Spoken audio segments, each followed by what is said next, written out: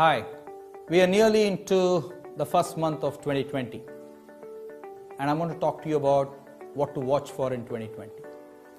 I see three things which are definitely going to happen in 2020 and then I'll talk about what it means for you. Number one, the economy will be challenged. Global economy will be at about 3% growth rate.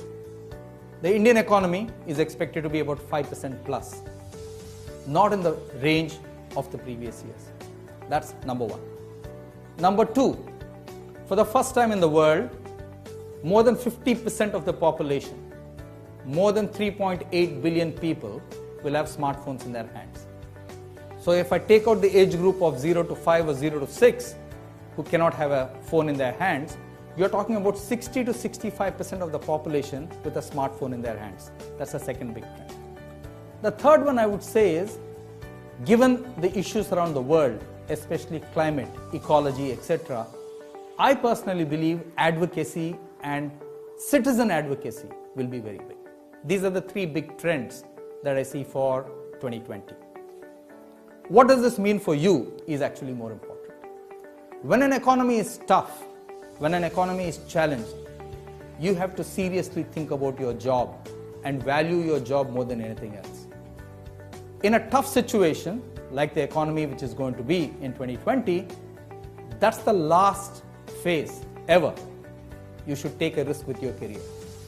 So if I was working, I would double down on my work, stay committed to the company, and give it 110%, because in a tough situation, every company needs people who give it their very best. Second, I think this is not the time for discretionary spending. Savings in India have dropped for the last 2 years.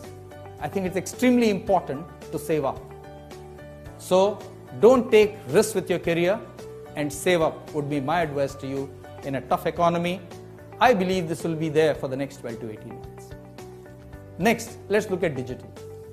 A recent Fortune 500 article said that by 2022, which is less than 24 months from now, 50% of the workforce needs reskilling.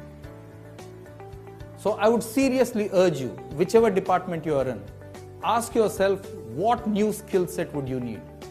Identify 2 new skill sets and really spend a lot of your time and energy upgrading yourself on that skill set. That's how you will get ready for 2020 and you won't be left behind either in 2018 or 2019. The last one, which is a combination of digital and personal, which is advocacy. One of the things I personally see across the world today is one level of nationalism and a second level of advocacy. Consumers are more than willing to express their points of view. Climate change, I think, is going to hit us even more as an issue in 2020. I think what you need to do is to make a personal commitment to climate change. It can be anything. You could say, I will use less of plastic. I'll use less of single-use plastic. I will take care of my surroundings. I think many times we expect society and government to do something, but a trend like this requires each and every one of us to actually commit to something. Some advocacy. You can pick anything. You can pick girl education, equality at the workplace, mindfulness, whatever you want to advocate, but you should practice it. Don't expect the boss or the company or society to practice it. You should practice it yourself. The last one I would say, in a digital world with advocacy, there's a tendency to tweet, there's a tendency to make many comments on social media.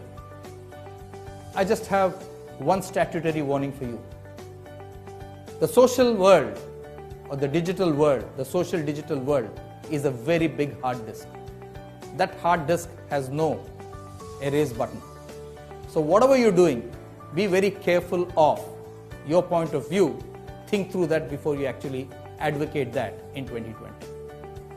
So I would say the economy at one level tough, digitization all pervasive, and advocacy, the rise of advocacy. These are the three big trends, and I've described what it means to you as an individual.